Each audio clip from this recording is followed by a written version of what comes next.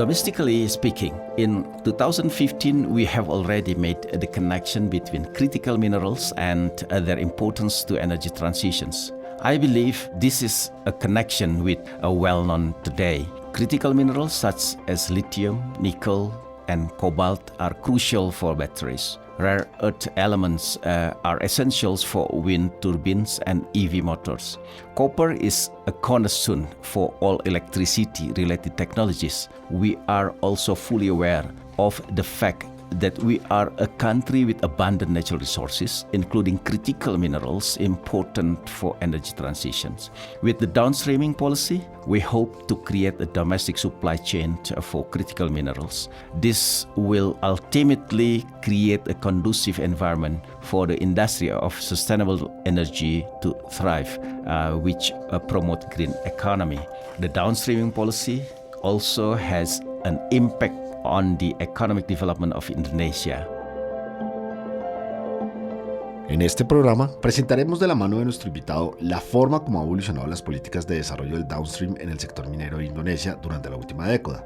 ¿Cuáles son los factores clave que han impulsado la promulgación de estas políticas?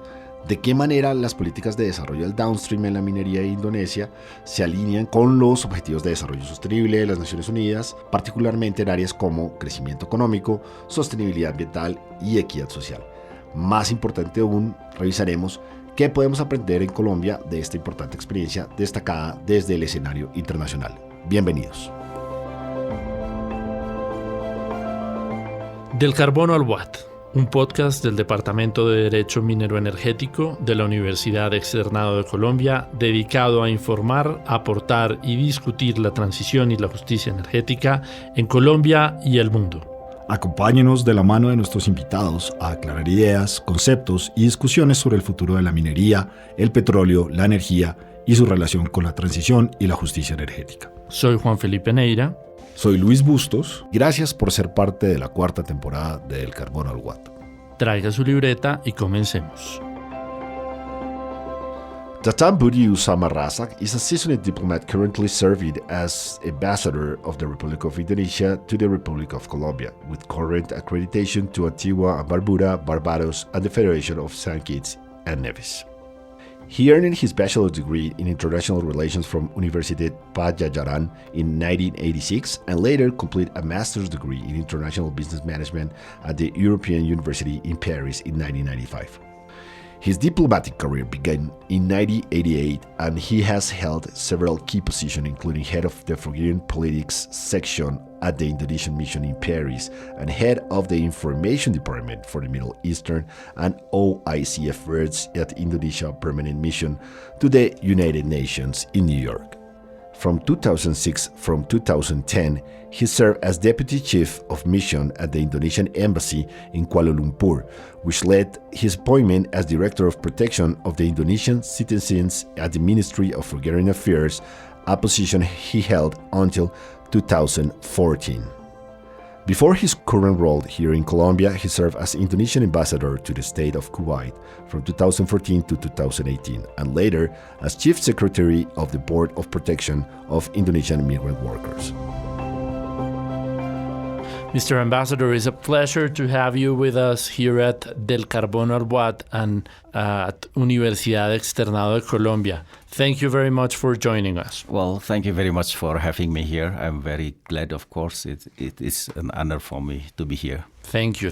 And we are aware that Indonesia has quite a development and a very interesting energy and mining policy in place, and it's probably at the forefront of the implementation of different ideas and initiatives for the future of the mining sector. So we were wondering, how have Indonesia's downstream policies in the mining sector evolved over the past decade? Well, the downstreaming policy entails two main elements. First, it entails the prohibitions of export of raw critical minerals. Second, it establishes an obligation to process the extracted minerals domestically to increase their value before being exported. I think it is important to recognize that the idea of downstreaming of minerals in Indonesia had existed back in 2009 In our law, number 4 of 2009, there was an obligation for mining companies to build smelters domestically to increase the value of minerals. However, it is not until the first period of the President Joko Widodo that this policy is properly enforced. In our National Medium-Term Development Plan for the period of 2015 to 2019, the government acknowledged the importance of critical minerals and made it a priority in development plan with a focus in energy transitions. One of the policies to implement this development plan was the downstreaming policy. We started to enact this policy to nickel ores. It is important to underline that Indonesia is a country with the largest nickel deposit in the world, and nickel is one of the primary elements in the productions of electric vehicles batteries. As we are aware of, electric vehicles at the moment are considered is one of the important means for energy transitions. As such, the demand for nickel in the world is constantly rising. As a nickel producers, Indonesia can reap the benefit from this high demand. We are also expanding the critical minerals that are to be subject of downstreaming, which includes also bauxite, steel, and copper. That's very interesting. Mr. Ambassador, what key factors have driven the enactment of these policies that you just mentioned? Well, there are two key factors which are important in these policies. The first is the energy transition target. Second is the economic benefits for a developing country such as Indonesia. In regard to the energy transition factor, Indonesia believes that energy transitions must be done gradually with an emphasis on the common but differentiated responsibilities. Guided under this principle, Indonesia has a long-standing commitment in promoting energy transitions and sustainability. We ratified the Paris Agreement in 2016, and we are constantly working to fulfill our commitment to reduce greenhouse gases emissions by at least 31.89% by 2030 and our net zero target by 2060. This energy transitions commitment is further evidenced by signing of Indonesia'S Energy Transition Partnership on 15 November 2022 at the G20 Leaders Summit in Bali. It is the largest energy transition financing package in the world to date, and it has an initial commitment of $20 billion initial commitment. This agreement is intended to support the goal of limiting power sector emissions to 290 million tons of CO2, ensure renewable economy account for at least 34% of power generation, and aim for net zero emissions in the power sector by 2060. Domestically speaking, in 2015, we have already made the connection between critical minerals and their importance to energy transitions. I believe this is a connection with well-known today. Critical minerals such as lithium, nickel, and cobalt are crucial for batteries. Rare earth elements are essentials for wind turbines and EV motors. Copper is a cornerstone for all electricity-related technologies. We are also fully aware of the fact that we are a country with abundant natural resources, including critical minerals important for energy transitions. With the downstreaming policy, we hope to create a domestic supply chain for critical minerals. This will ultimately create a conducive environment for the industry of sustainable energy to thrive, which promote green economy. The downstreaming policy also has an impact on the economic development of Indonesia. The prohibition of export raw materials created two results. The first, this attract foreign investment to create smelters and refineries in Indonesia, creating job and inviting fund. Second, the export of processed minerals will give a much higher value for Indonesian in international market. Let's take a look at nickel export. In 2013, our nickel export was the value of $6 billion. After The downstreaming policy in 2022, the export value increased significantly to $30 billion US.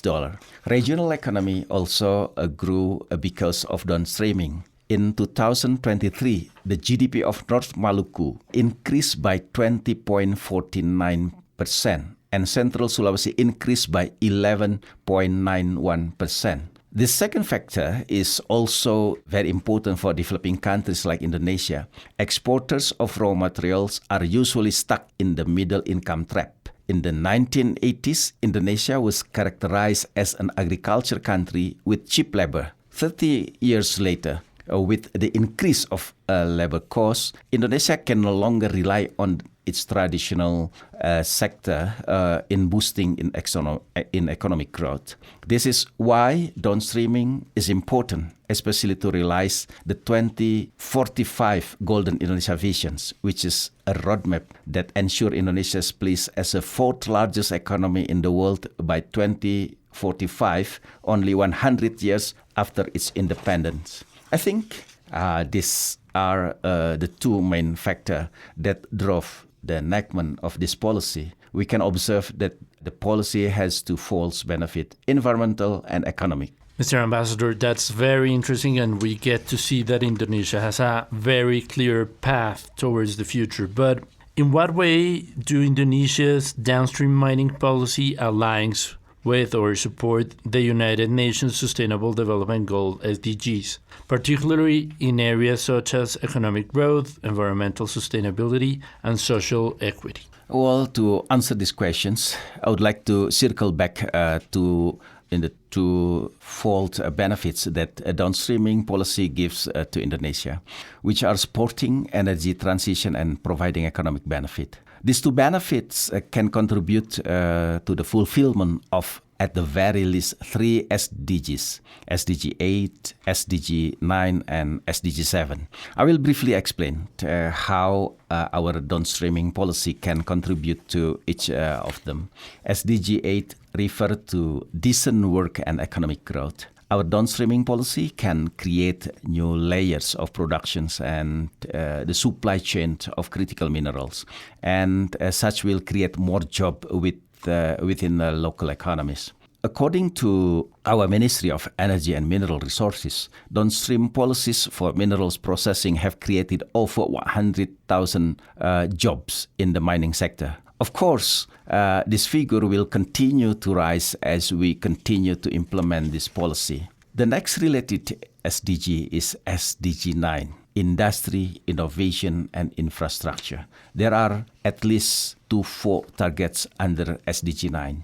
The first, downstreaming increased job opportunities and economic growth supported by industries.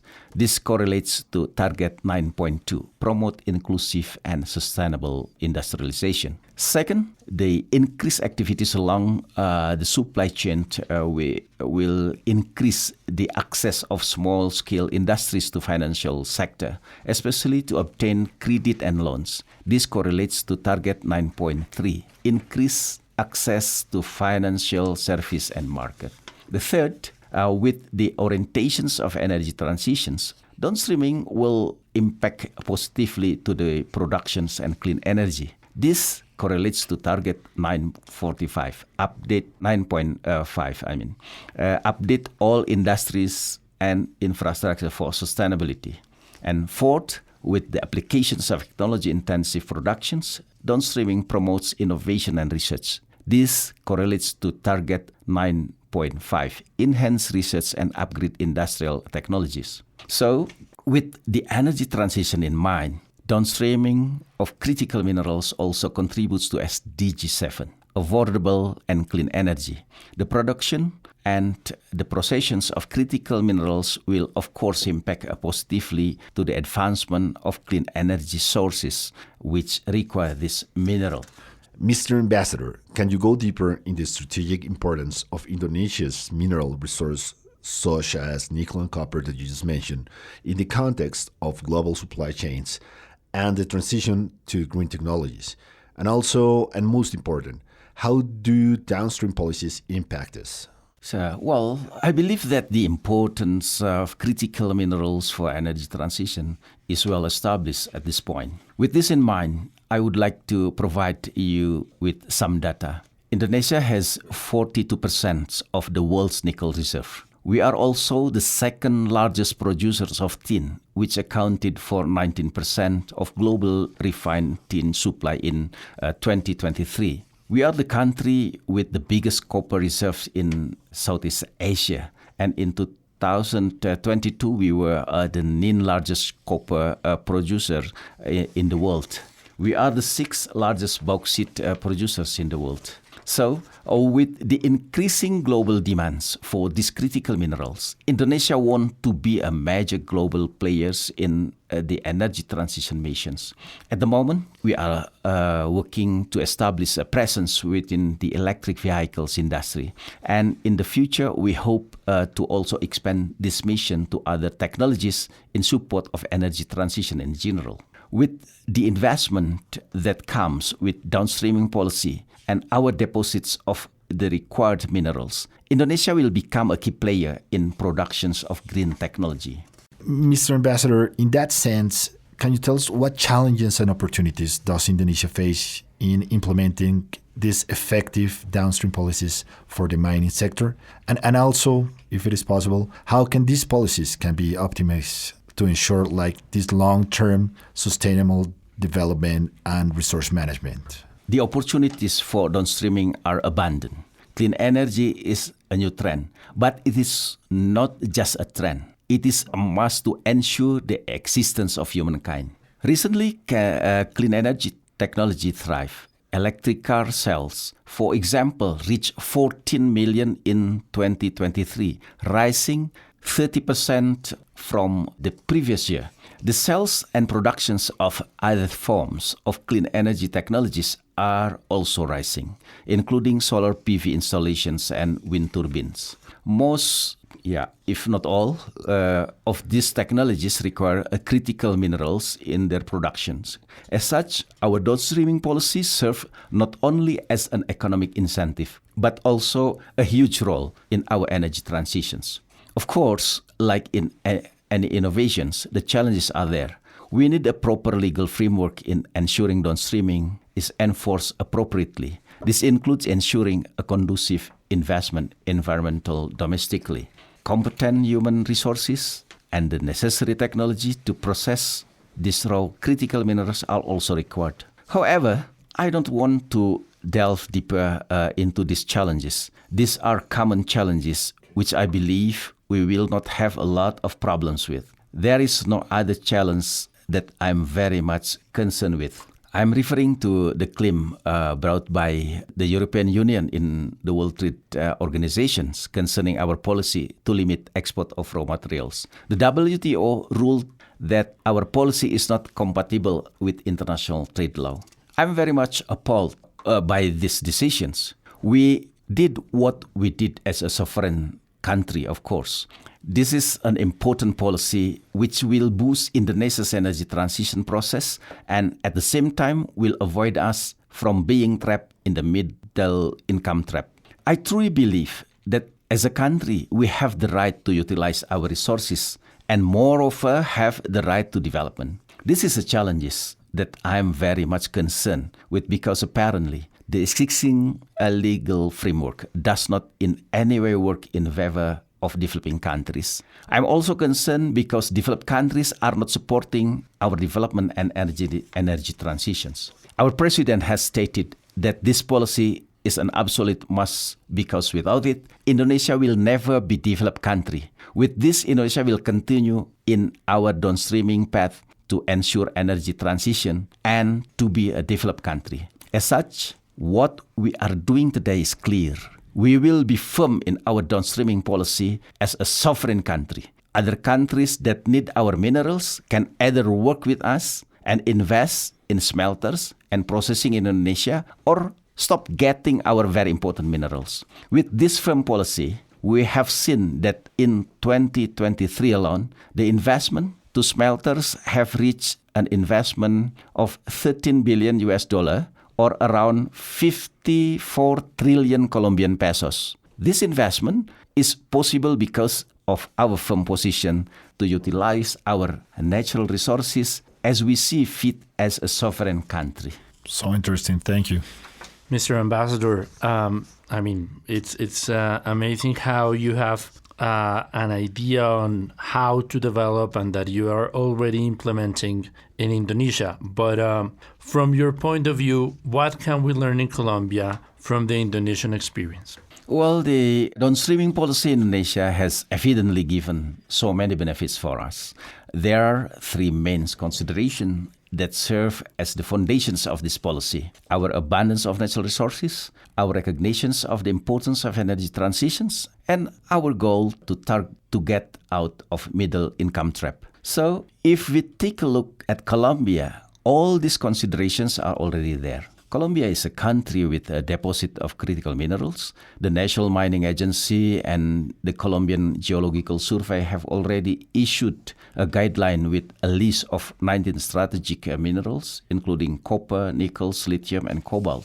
Energy transition is also among the priorities of Colombia at the moment, as evidenced in the National Development Plan 2022 to 2026. The industrialization policy of Colombia also aligns perfectly with the economic aspect of downstreaming policy. So with exactly the same ingredient, Colombia can follow Indonesia's footsteps in enacting downstreaming policy to support both its energy transition and reindustrialization policy. So with downstreaming, Colombia can create the industry of clean energy domestically. Colombia can also invite foreign investment to process the minerals in the country, which will also create the job opportunity. So with all this consideration, I believe that Indonesia and Colombia can work together in regard to this downstreaming policy. We are definitely open to having more engagement at all levels, including government to government and business to business, to share our best practices in this aspect. That sounds wonderful, and hopefully our nations will follow that path in order to create a really good environment for our citizens. Thank you very much, Mr. Ambassador. I think the experience of Indonesia is going to be very helpful for Colombia. Well, thank you. Thank you very much once again. Y para que lo apunte en su libreta, el recomendado de nuestro invitado es... Well, I think at the end of this discussion, we have seen clearly that Indonesia and Colombia have a significant potential to work together in regard to critical minerals. With this in mind, I would like to invite everyone who listen to this podcast to attend a panel discussion which we are organizing together with Universidad Externado this September. In that panel discussion, this issue will be extensively discussed with panelists both from Indonesia and different stakeholders in Colombia. And I'm sure that this event will be very valuable for Indonesia and Colombia, because we have a great country, like Indonesia is the biggest country in Southeast Asia, and Colombia also one of the big country in Latin America, and there is a potential is there. So now I'm very happy here to explore more cooperations, in particular on this issue. Well, once again, thank you very much.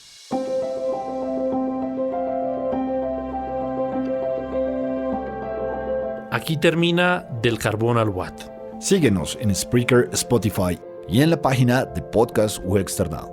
También disponible en las redes del Departamento de Derecho Minero Energético de la Universidad Externado de Colombia. Del Carbono al Watt es un podcast original del Departamento de Derecho Minero Energético de la Universidad Externado de Colombia. Producción general, Luis Bustos y Juan Felipe Neira. Productor técnico, Ancísar Aponte y la Facultad de Comunicación Social de la Universidad Externado de Colombia. Musicalización, Pixabay. Gracias por seguirnos.